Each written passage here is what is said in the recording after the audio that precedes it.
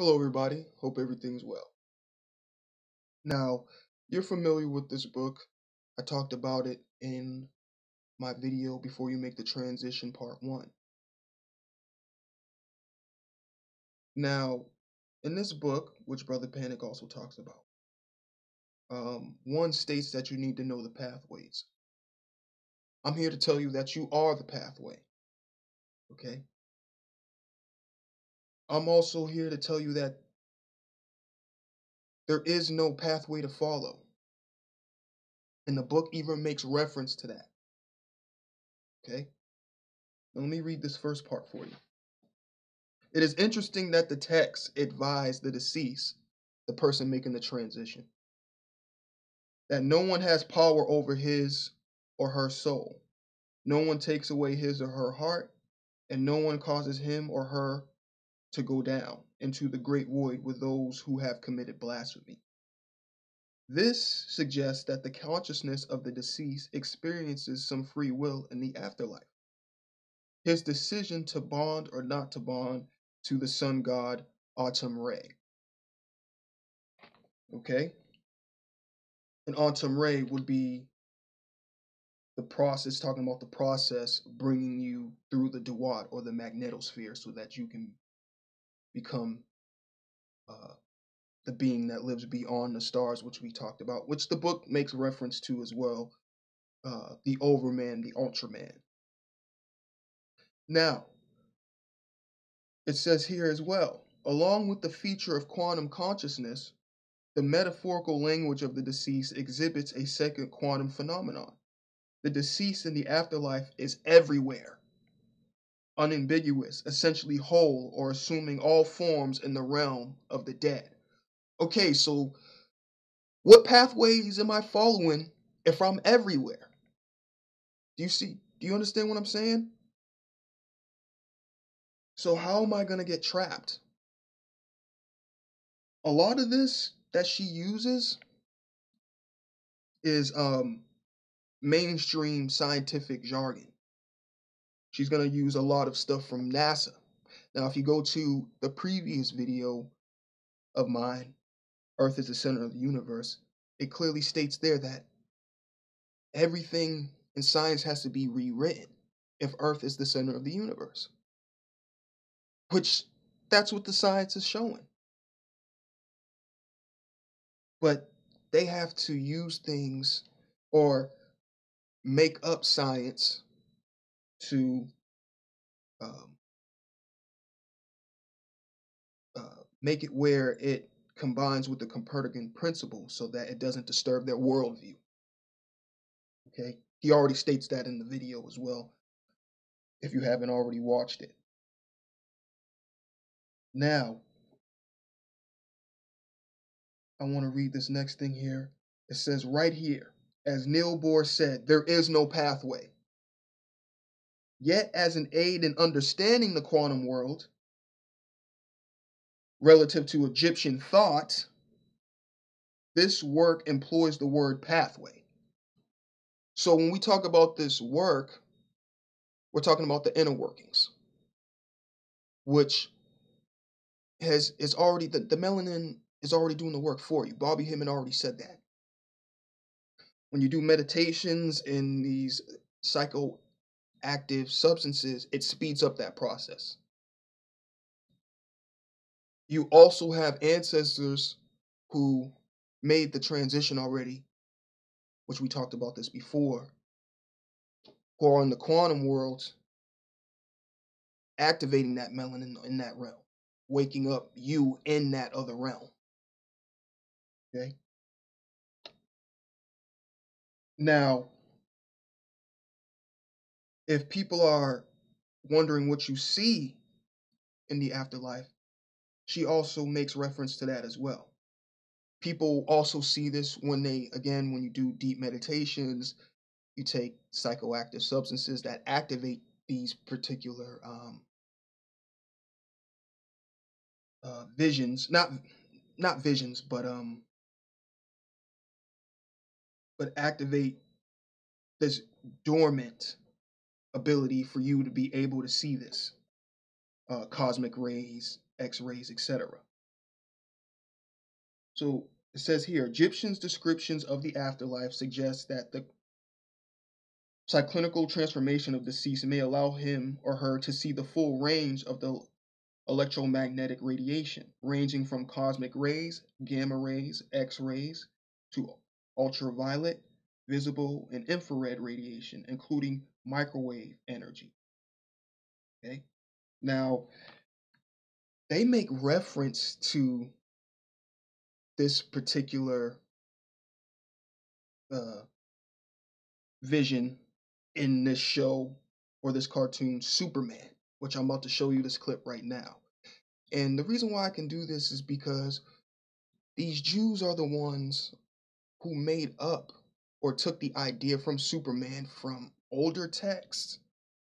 I already talked about that in my video, Freemasonry's ultimate goal. So we already talked about that. And they explain to you what it is to see these this radiation and this fundamental energy. Are you okay? Better than okay. I can see the entire electromagnetic spectrum. And those must be atoms. Little clouds of possibility. Einstein couldn't connect the gravitational force to the other three. But if he could have seen this, it's so obvious. Uncle X? The fundamental forces are yoked by consciousness. Everything's connected.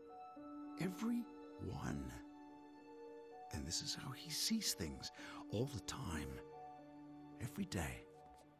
I don't know if I should be worried or mortified. It's a cruel joke. The mechanistic clockwork of reality hinging on a precious, impossible defiance of entropy, on life. And the clockwork doesn't care. It's like it's all just us in here together. We're all we've got. So with that all being said, I can basically end the video right there. Because again, the book states that you are the pathway. All right? In so many words. But I want to continue on here, talk about a few more things. But she makes reference to the chaos gods. Now it says here the Earth's plasma barrier or magnetosphere, aka the dome, is a vortex of whirling plasma due to the solar wind force, a place that can easily be called the chambers of the sky, ruled by the chaos gods. Now, it talks about the role of the chaos gods, okay, which I'm going to talk about right now. Atum states that he begot the chaos gods in charge of the chambers of the sky. The second law of thermodynamics concerns any real process that proceeds in a direction which results in the entropy increase. That's why, so this is why things are speeding up and breaking down the way they are. Because these energies are coming in. Bobby Hemming already made reference to this, that we're inside the black hole. I'm going to show you that in a little bit. Okay. But these sprites, which is being caused by these solar winds, are cracking the dome. These solar winds are also activating DNA. Okay. This is why you got people becoming more conscious, primal souls, making the transition and not reincarnating. Okay. It even makes reference to where Atum came from, right here. Atum's name shows that he was once absolute being and absolute non-being, combining with him within himself these contrasting opposites. Now remember I talked about the absolute, which is a place beyond eternity. This is where we are returning. Okay. So it says here, conceived in the sky, the deceased king is a successor of the oldest one, or the firstborn son of the creator god Atum. And then there's a little footnote here that says dead king is oldest god. Okay? So you are the oldest god, the firstborn, the one that came here first, made up of the atoms. Okay? So, the firstborn god, Atum, all right, you see? You are Atum. Firstborn son, you are the firstborn. The firstborn god, Atum, plays an important role because he is the origin and final destination of the deceased in the afterlife. As a self-emerging creator god, Atum laid a foundation in Maet, rightful order. Okay? So again, this was all just a process so that we can come back into this reemergence of supreme being. All right? Now it says here, which I talked about before. All right? Remember I said Cain killing Abel, which is the physical killing the spiritual. All right? Where it says here, this was a time before the great battle between cryo and CI protein for control over the operator sequence of the lambda gene, or genome, which is talking about the genome, which is talking about that bacteria which is active that allows you to have these abilities at birth. Okay? It says it right here. So a variable was changed. I want to play this small clip by Philip K. Dick. I think he was a science fiction writer, where he gets into how a variable was changed and how a land before time where we existed, and how, again, that changed and we are where we are now. Okay? People claim to remember past lives. I claim to remember a different, very different present life. I know of no one who has ever made this claim before, but I rather suspect that my experience is not unique. What perhaps is unique is the fact that I am willing to talk about it. We are living in a computer-programmed reality, and the only clue we have to it is when some variable is changed and some alteration in our reality occurs.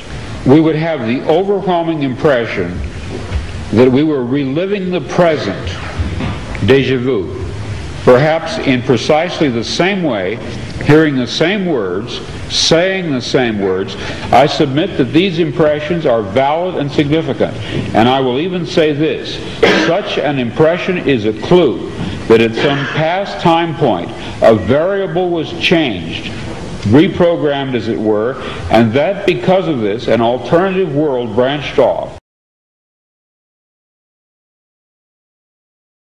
Okay, so you see, now this is all changing back, all right? The dome has been cracked and these energies are getting through, and again, people are becoming more conscious, primal souls are making the transition. Now here's a video of the cracked dome, all right? I just paused it so you can just see it. You can see the rainbow coming through, you can see the triangle right here, okay? And here's the star Sirius, which is permeating all the colors of the rainbow. All right. Now, and you can see the black dot. This is where we're inside of right now, which Bobby Hemming makes reference to.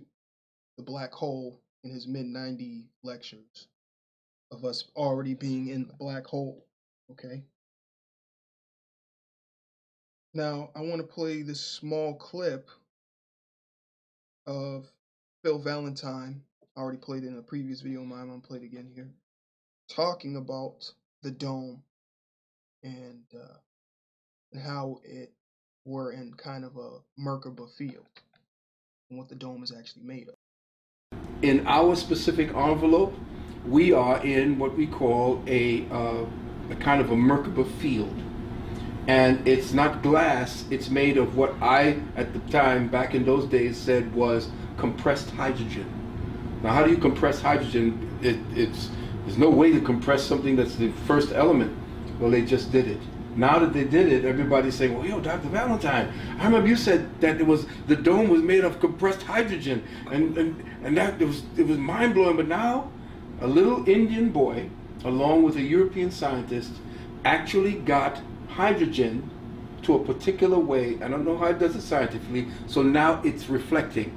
You could never get a reflective surface from a hydrogen molecule, but now it's reflecting. So now we're beginning to see that everything being water in different densities, your air is water, it's just that you're created for a different type of water environment. Oxygen is water, and so is water. So All right, so you heard what he said. Now, this field was used to trap the deceased, okay? It says here in the book, the Isis thesis, in light of the fact that the deceased is no longer living human matter, but a decomposition of the primary elements of human matter, carbon, hydrogen, nitrogen, and oxygen, the Duat must represent a quantum phenomenon when there's elements, where these elements exist and are reassembled, okay? So at the moment of transition, talked about this in my previous video, they use this barrier to play on your memories so that you try, so they try to make you make the decision to reincarnate, okay? Again, that's why they have religion and other mind control aspects before you make that transition, okay? But I want to read something here where it talks about Sirius, okay? And what its purpose is. Here it is. The imperishable stars Orion, Sirius, and the unwavering stars, the pole stars, which I just told you is in conjunction with this black hole right here, the North Pole, which I showed you in the first video, pilots and tows the deceased over the district of waters with the ropes of iron. The district of waters is just something that is a part of the magnetic sphere. So right here it's even telling you at the moment of transitioning, you just get pulled back, again, wake up into that supreme being. Now, I found something interesting here. And this is how we know it's ancient priests who are still running the show. And as a matter of fact, not only are they guiding these Jews and Caucasians, they are them at the highest level. The highest ranking of them is these black priests who transferred their consciousness into these bodies.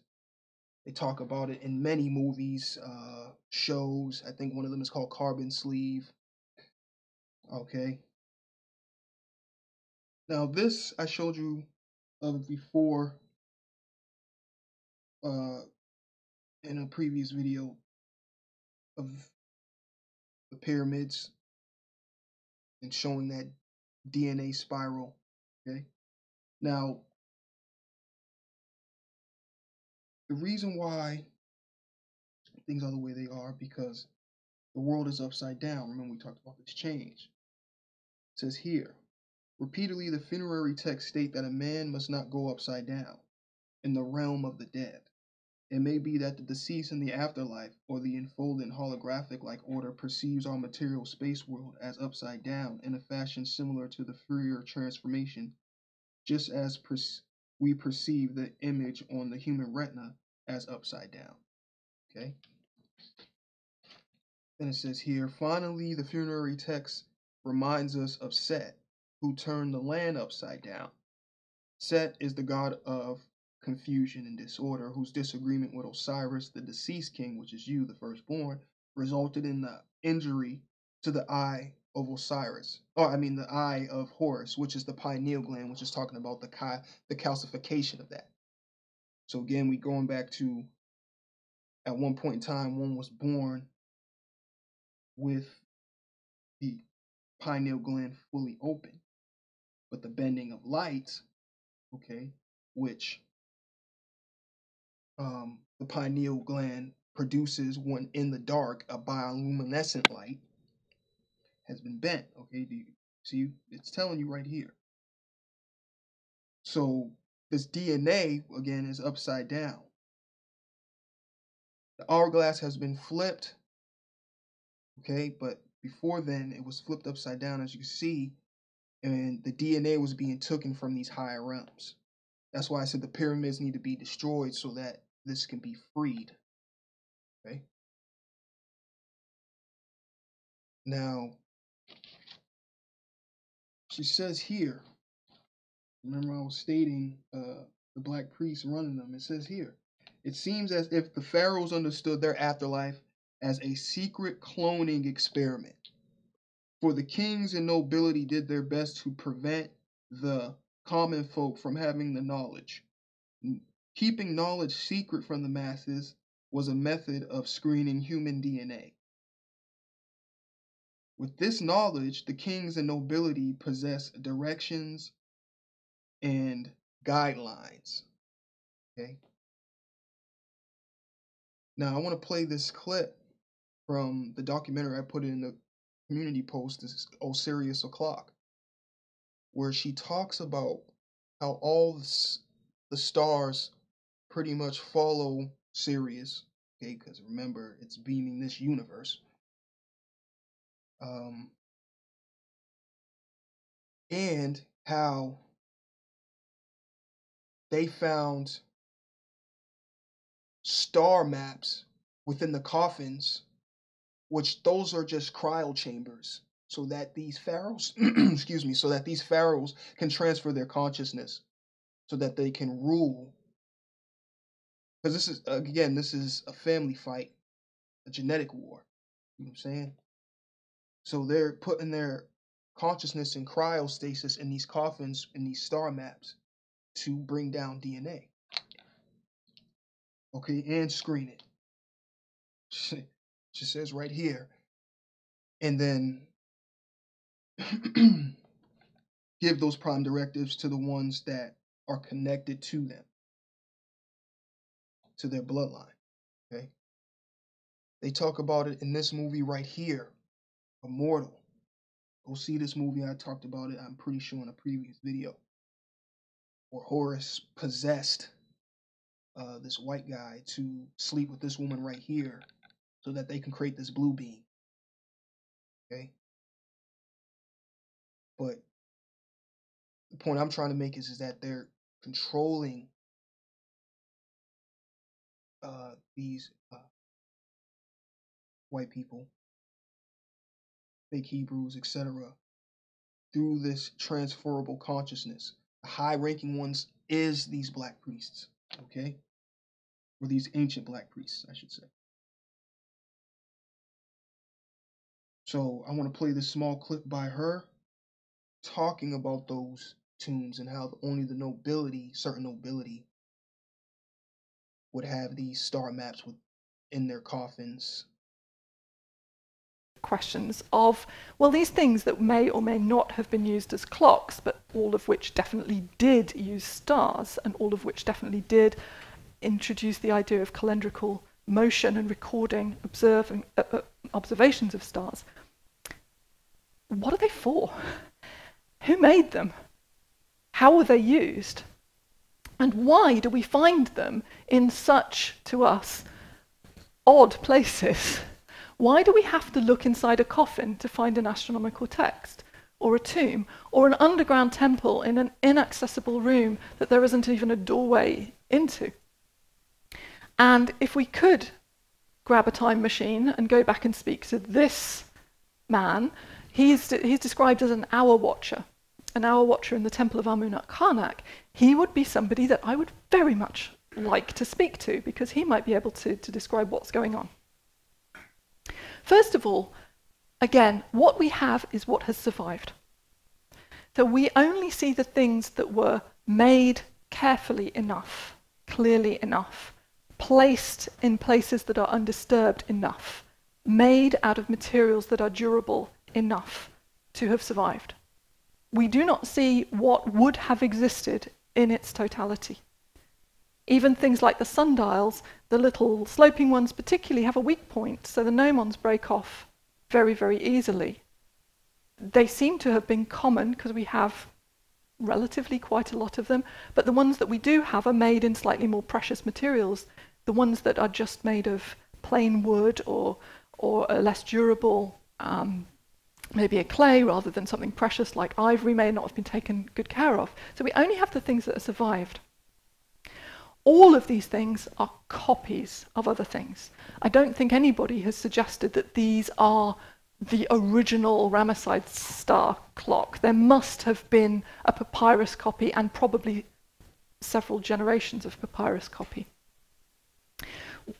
The Fundamentals of the Course of the Stars text gives us an example of what's going on here. We see it used in a temple ceiling, in a building that was very deliberately depicting an archaic time. This underground temple represented the tomb of Osiris, and its decoration seems to have been chosen specifically to hark back to a very early time period of semi-mythical history in ancient Egypt. So this text may have been brought out to be used in this context, but it would have existed in a temple library. And part of the rest of this text seems very clearly to be a manual that would have been used to educate priests, for example, to give lists of star names, to give a description of how to use a sundial. It was a type of text that would be called a sort of instructional manual for priests. That is where this knowledge would have existed. How it came out of the temple libraries and began to appear in temples, that one's easy. Tombs of royalty with the Ramesside star clocks, perhaps understandable, but coffins of people who are not royal is a little bit harder to imagine.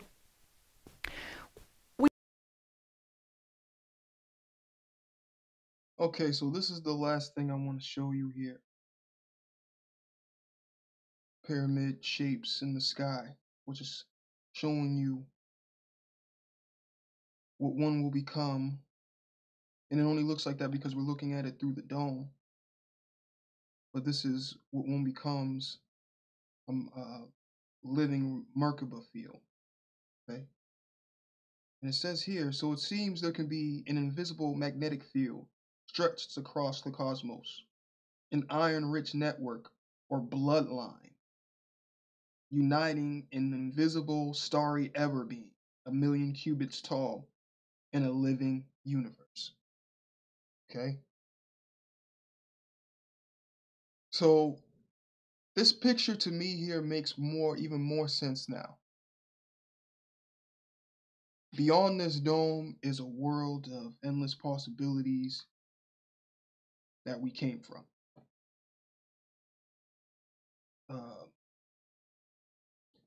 And I'll leave you with this. Whoever ignores the element cores, their energy and quality, cannot command in the spirit's land. Thank you for listening, and peace and balance to the ancient ones.